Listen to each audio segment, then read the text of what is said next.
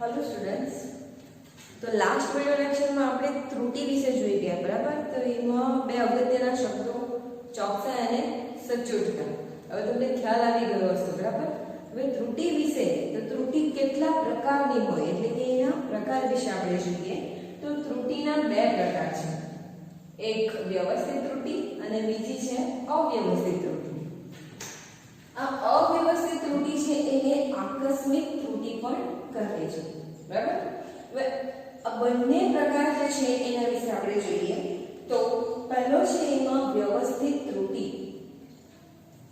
પહેલા વિશે આપણે જોઈએ તો વ્યવસ્થિત ત્રુટિ. હવે વ્યવસ્થિત ત્રુટિ જે છે એ કોઈ એક જ દિશામાં હોય, એટલે એ વ્યવસ્થિત ત્રુટિ આપણે માપવી હોય તો જે સાધન વડે તમે રીડિંગ લો તો એમાં એક જ દિશા પકડાય આપણને, અથવા તો એ રીડિંગ ધન હશે અથવા તો એ રીડિંગ ઋણ હશે, બરાબર? ખ્યાલ આવે છે? એટલે કે જાણવા માટે છે કે વ્યવસ્થિત ત્રુટિના મૂલ્યો એક જ દિશામાં હોય છે, દિશામાં એટલે કે ધન અથવા ઋણ હોઈ શકે, ધન અથવા ઋણ હોઈ શકે, બરાબર? અથવા ધન હોઈ શકે અથવા ઋણ હોઈ શકે. હવે આ જે વ્યવસ્થિત ત્રુટિ છે એના પાછળ ત્રણ પેટા પ્રકાર છે, કે આ ત્રુટિના ત્રણ પેટા પ્રકાર છે.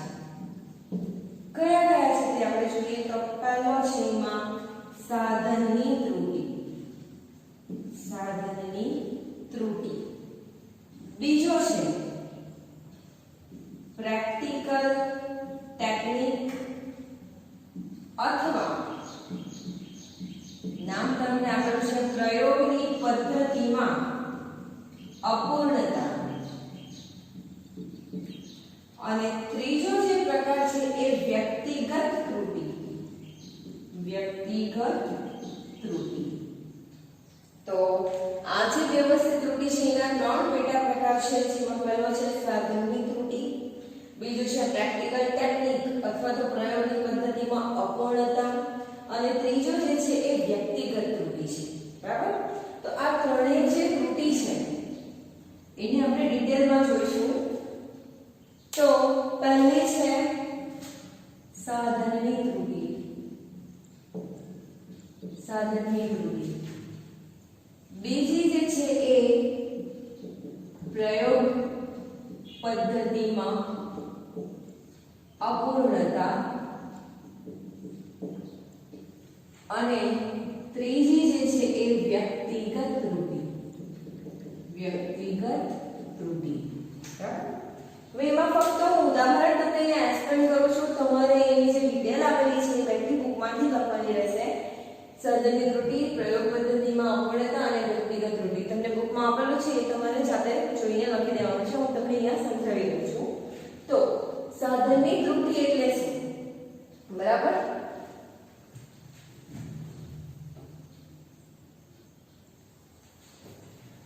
સાધનની ત્રુટિ એટલે શું, તો તમને શબ્દ પરથી તો ખ્યાલ આવતો જ હશે. સાધન એટલે પ્રેક્ટિકલમાં અથવા પ્રયોગ દરમિયાન અથવા તો તમે જે કંઈ પણ વસ્તુને માપવા ઈચ્છતા હો તો તમારી પાસે સાધન હોવું જરૂરી છે, રાઈટ? તો જે તે સાધન હોય એ સાધનમાં જ ખામી હોય, બરાબર? ધારો કે તમારે કંઈક લંબાઈ માપવી હોય, કંઈકનું દળ માપવું હોય, વજન માપવું હોય, સમય માપવો હોય, તો તમારી પાસે એ જે બધી રાશિઓ છે એને માપવા માટેના સાધનો છે, એ સાધનોમાં જ ખામી હોય તો એ ખામી કઈ કહેવાય? સાધનની ત્રુટિ. ફોર એક્ઝામ્પલ, તો થર્મોમીટર છે, બરાબર? હવે આપણને ખબર છે કે પાણીને ઉકળવાની જે છે, પાણી કેટલી ડિગ્રી સેલ્સિયસ? તો 100 ડિગ્રી સેલ્સિયસ ઉકળે, બરાબર? હવે થર્મોમીટર જે છે, થર્મોમીટર એ તમને બતાવે 104 ડિગ્રી ઉકળેલું બતાવે, તો આપણે માની શકીએ? નહીં માની શકીએ. તો એ શું બતાવે? એ સાધનની ત્રુટિ છે, બરાબર? આ તમારે એક્ઝામ્પલ બુકમાં આપેલું છે તે રીતે લખવાનું છે, ફક્ત તમને સમજાવવા માટે અહીંયા હું લખું છું, બરાબર? કે પાણી એ 100 ડિગ્રી સેલ્સિયસે ઉકળે પણ થર્મોમીટર જ્યારે આપણે આમાં મૂકીએ તો આપણને 104 ડિગ્રી બતાવે, 104 ડિગ્રી બતાવે. તો એ શું થયું? એ સાધન આપણને ખોટું બતાવે એટલે એ શું થયું? સાધનની ત્રુટિ થઈ. ખ્યાલ આવે છે? સેકન્ડ જે છે પ્રયોગ પદ્ધતિમાં અપૂર્ણતા, એટલે કે જે તે પ્રેક્ટિકલ, જે તે પ્રયોગ અથવા જે તે વસ્તુનું માપન તમારે કરવાનું હોય પણ એની પદ્ધતિ જ તમને ખ્યાલ ન હોય, કે જે તે વસ્તુનું માપન માટેની રીત તમને ન આવડતી હોય અથવા તો એને સમજાવવાની જે રીત હોય એ કંઈક અલગ હોય, કંઈક જુદી હોય કે જેના લીધે તમને ચોક્કસ રીડિંગ મળી ન શકે, એટલે એ શું થયું? પ્રયોગ પદ્ધતિમાં અપૂર્ણતા. બરાબર. હવે તમારે 11th સ્ટાન્ડર્ડમાં કોઈ પ્રેક્ટિકલ કરવું હોય અને ટીચર તમને આની પૂર્ણ માહિતી ન આપે, પૂર્ણ તમને પ્રેક્ટિકલ ન સમજાવે તો તમે એનું માપન કરી શકતા નથી, અથવા તો ટીચર ગમે તે રીતે સમજાવતા હોય જેમાં તમને સંપૂર્ણતા મળતી નથી, તો તે થયું પ્રયોગ પદ્ધતિમાં અપૂર્ણતા, કે પદ્ધતિ એની બરાબર નથી. ધારો કે હવે આપણે કંઈક વસ્તુનું વજન માપવાનું હોય તો વજન માપવા માટે પહેલા વજન કાંટો કે 0 તમે સેટ કરો, એના પર વસ્તુ મૂકો અને પછી તમારે માપવાનું હોય. બરાબર. તે પહેલા જ તમે તો એનાથી કંઈક અલગ રીત કે તમે એના પર કંઈક બીજી વસ્તુ મૂકી દો પછી ચાલુ રાખો, અથવા તો વજન કાંટાનું કંઈક વજન બતાવતું જ હોય પછી તમે એના પર વસ્તુ મૂકો તો એ તમને ખોટું રીડિંગ બતાવે. બરાબર. તો એ થયું પ્રયોગ પદ્ધતિમાં અપૂર્ણતા. બરાબર, કે એને જે તે પ્રેક્ટિકલ સમજાવવાની પદ્ધતિ ખ્યાલ નથી અથવા તો અપૂર્ણ છે. બરાબર. તો એ થયું તમારી પ્રયોગ પદ્ધતિમાં અપૂર્ણતા, જે તમારે બુકમાંથી જોઈને લખવાની છે. હવે ત્રીજી છે વ્યક્તિગત ત્રુટિ. વ્યક્તિગત ત્રુટિ તો પ્રેક્ટિકલ કોણ કરે?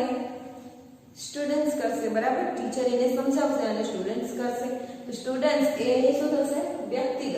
બરાબર, એ પોતે કરશે.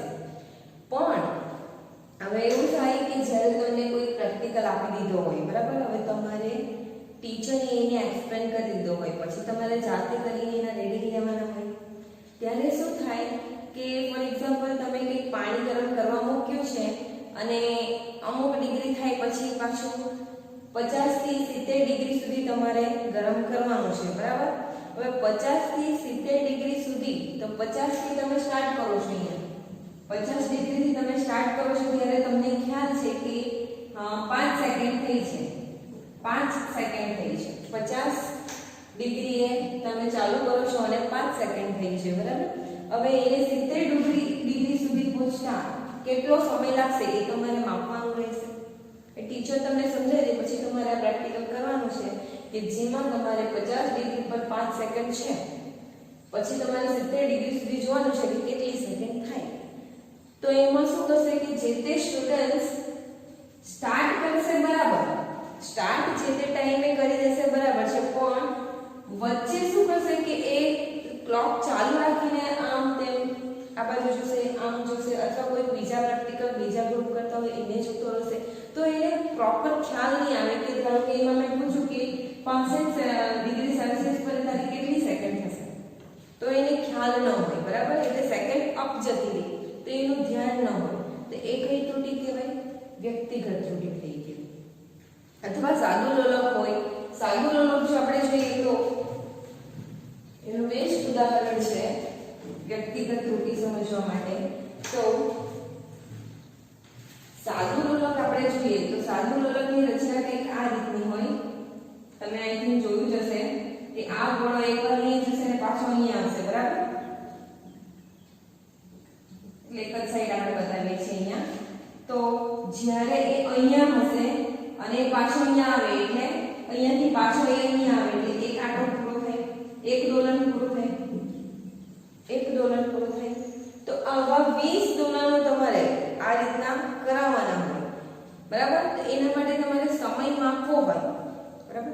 તો તમે સમય બાજુ તો જોતા છો પણ કેટલા આટા થયા, કેટલા દોલન થયો એના પર તમારું ધ્યાન ન પડો. બરાબર. જે તે સ્ટુડન્ટ્સનું, તો એ સ્ટુડન્ટ્સ દ્વારા અથવા એક વિદ્યાર્થી દ્વારા અથવા તો કોઈ પર્સન વ્યક્તિ દ્વારા ત્રુટિ થઈ હોય તો એ ત્રુટિ કઈ કહેવાય?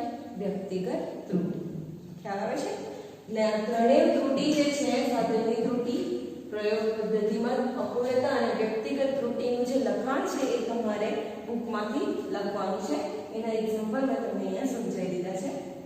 એટલે મેં ત્રુટિના બે પ્રકાર છે, વ્યવસ્થિત અને અવ્યવસ્થિત ત્રુટિ છે, બરાબર. જેમાં વ્યવસ્થિત ત્રુટિના ત્રણ બીજા પ્રકાર છે: સાધનની ત્રુટિ, પ્રેક્ટિકલ ટેકનિક અથવા પ્રયોગની પદ્ધતિમાં અપૂર્ણતા અને વ્યક્તિગત ત્રુટિ. તો એ તમારે બુકમાંથી લખવાના છે. સેકન્ડ જે ટોપિક છે એ આપણે જોઈ લઈએ છીએ અહીંયા. બીજો જે પ્રકાર છે એનો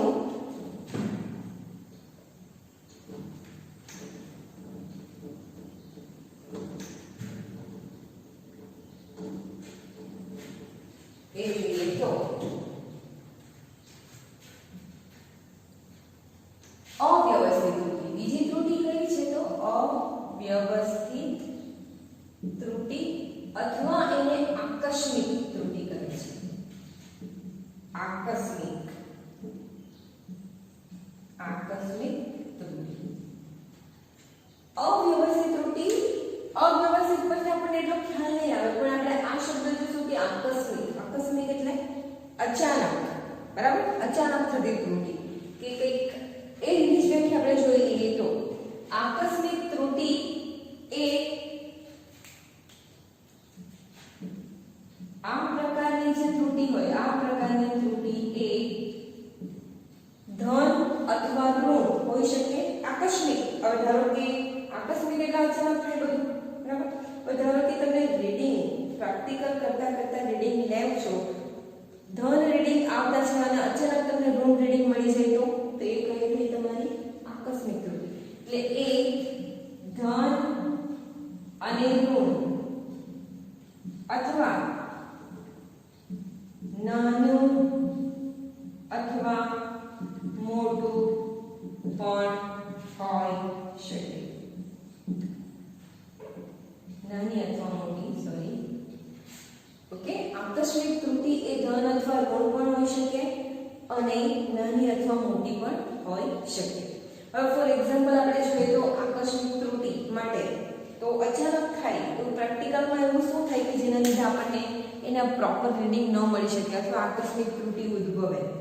તો મોસ્ટલી શું થાય છે કે કોઈ ટેમ્પરેચર વાળો આપણે પ્રેક્ટિકલ કરતા હોઈએ, બરાબર, તો એમાં આપણે અમુક ટેમ્પરેચર સેટ કરેલું હોય, પણ વાતાવરણના લીધે પણ આપણને એવી કોઈ ઇફેક્ટ મળી શકે કે અચાનક એમાં તાપમાન વધી જાય, તો એ થયું તમારી આકસ્મિક ત્રુટિ, બરાબર, કે જેના લીધે રીડિંગ તમારા બદલાઈ જાય.